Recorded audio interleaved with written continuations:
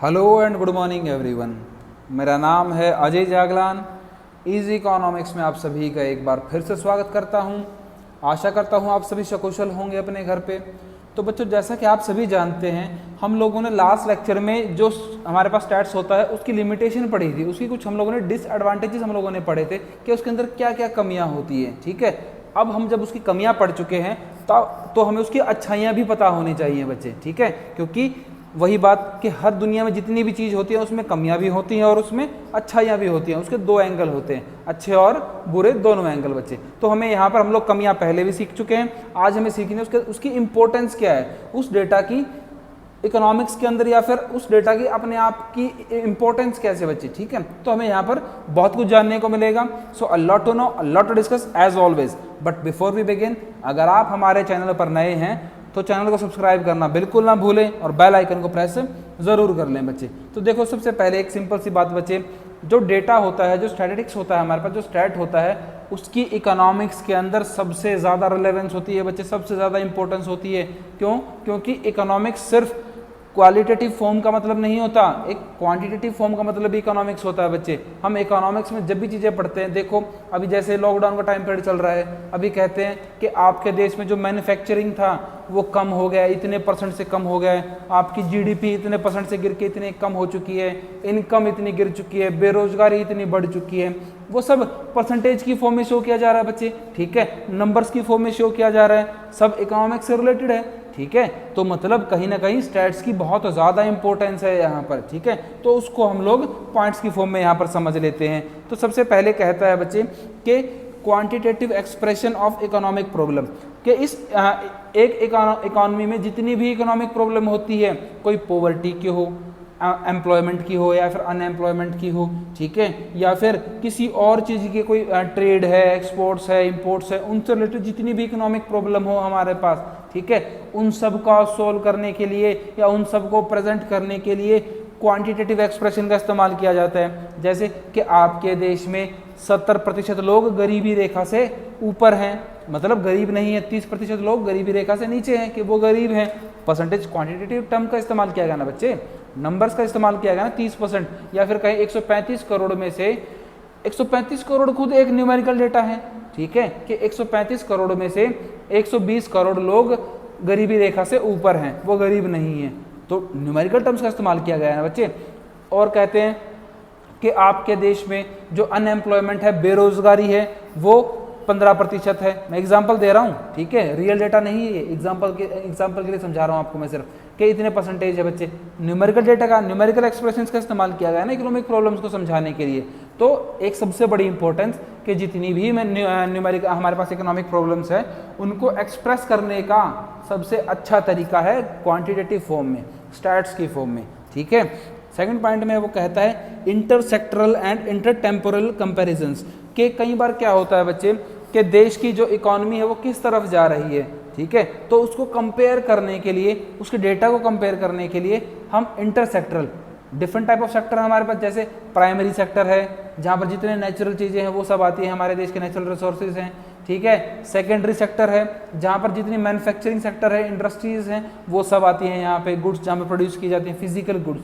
और टेरेस्ट्री सेक्टर है जहाँ पर आपकी सर्विसेज से रिलेटेड जितनी कंपनीज हैं, बैंकिंग सेक्टर है, हॉस्पिटैलिटी है, एजुकेशन है, वो सब यहाँ पर आता है बच्चे। तो इन तीनों सेक्टर में कंपेयर करना हो, जैसे मैं आपको बताऊं कि जब हमारा देश आज़ाद हुआ तो हमारे देश का जो प्राइमरी सेक्टर था वो 71% प्राइमरी सेक्टर था, उसमें मैन्युफैक्चरिंग सेक्टर मात्र 10 या 8-9% था, बाकी हमारे पास टेरेस्ट्री सेक्टर था बच्चे। ठीक है, कंपेयर न्यूमेरिकल एक्सप्रेशन की हेल्प से कंपेयर किया गया है। बाद में अब इसमें और चेंज होने लग गए, तो इंटरसेक्टरल कंपैरिजन, इंटरटेम्पोरल कंपैरिजन मतलब क्या, जहां पर टाइम पीरियड की हेल्प से कि उस टाइम पे इतना था और आज इतना है, या फिर अर्बन रूरल के हिसाब से भाई, ठीक है, स्टेट वाइज हम लोग कंपेयर कर सकते हैं। ठीक है, जहां पर टेम्पोरल की फॉर्म में उसको कंपेयर किया जाए डिफरेंट प्लान्स में, कि 1960 से लेकर 70 तक इतना ये ग्रोथ थी हमारी, ये पॉइंट्स है हमारे पास, 2008 से लेकर 2018 तक ये पॉइंट्स है, टेम्पोरल कंपैरिजन किया गया बच्चे। ठीक है, आगे कहता है वो working out cause and effect relationship, के जो कारण हैं या फिर इफेक्ट्स हैं उन पर काम करना, उन रिलेशनशिप के ऊपर काम करना। कहता है economist try to find out cause and effect relationship between different sets of data, कि जो अलग अलग सेट है ना हमारे पास डेटा के, जैसे 5 से 10, 10 से 15, 15 से 20, 20 से 25, एक सेट बता रहा हूँ आपके लिए मैं, ठीक है। तो उन सेट के बीच में जो रिलेशनशिप है और वो कारण है उनके ऊपर काम करना। जैसे डिमांड बढ़ रही है तो प्राइस बढ़ रहे हैं, ठीक है। कारण क्या है कि भी प्राइस बढ़े तो डिमांड कम होगी, कारण था उसका प्राइस बढ़ना, और इफेक्ट क्या हुआ, डिमांड का कम होना, ठीक है। जैसे अब एक और कॉज बता देता हूँ आपको मैं कि प्राइस इंक्रीज हुए, ये तो था कॉज, ठीक है। इफेक्ट क्या हुआ उसका कि सप्लाई भी इंक्रीज होगी। कॉज और इफेक्ट का जो रिलेशनशिप है उसके ऊपर हमेशा काम करते रहना बच्चे। आगे कहता है कंस्ट्रक्शन ऑफ इकोनॉमिक थ्योरीज और इकोनॉमिक मॉडल्स, के जितने भी इकोनॉमिक मॉडल बनाए जाते हैं दुनिया में जो यूज़ होते हैं बच्चे, या थ्योरीज बनती हैं, उन सब को तैयार करना, उन सब के ऊपर काम करना। जो प्राइस ऑफ कमोडिटी है, डिमांड ऑफ कमोडिटी है, ठीक है, इनकम लेवल है कंज्यूमर का, उन सब रिलेशनशिप के ऊपर काम करना, उन सब मॉडल्स को तैयार करना। तो वो सब कहाँ पर, वो सब सिर्फ और सिर्फ स्टैटिस्टिक्स की हेल्प से हो पाता है बच्चे हमारे पास, ठीक है।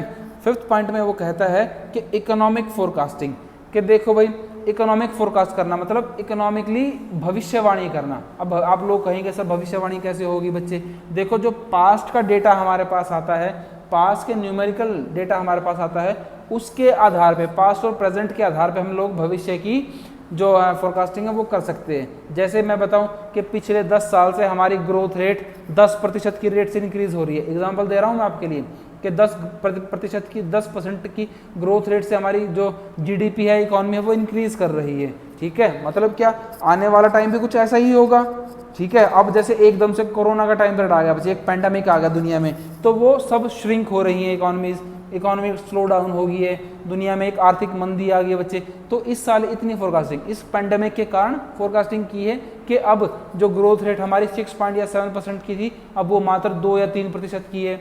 जैसे काफ़ी टाइम पहले आया था ना कि हमारी इकोनॉमी 23% तक वो गिर चुकी है बच्चे, ठीक है।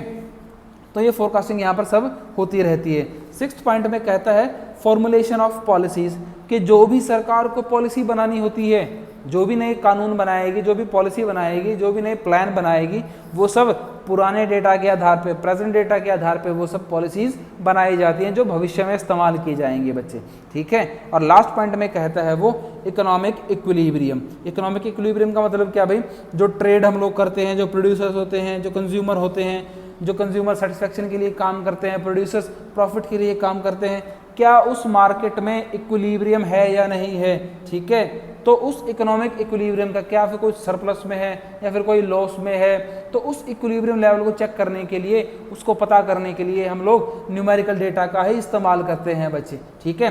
तो ये हमारे पास कुछ इसकी 6-7 इंपॉर्टेंस थी जो आपको यहाँ पर जानने को मिली है बच्चे। सो आज के लेक्चर में सिर्फ इतना ही, और इसी टॉपिक के साथ आपका जो फर्स्ट चैप्टर था बच्चे, concept of economic and significance of statistics in economics, ये यहाँ पर खत्म होता है बच्चे, ठीक है। आशा करता हूँ आपको पूरा लेक्चर क्लियर हुआ होगा। अगर फिर भी कोई डाउट या कोई क्वेश्चन है तो मुझे कमेंट सेक्शन में ज़रूर लिखें बच्चे।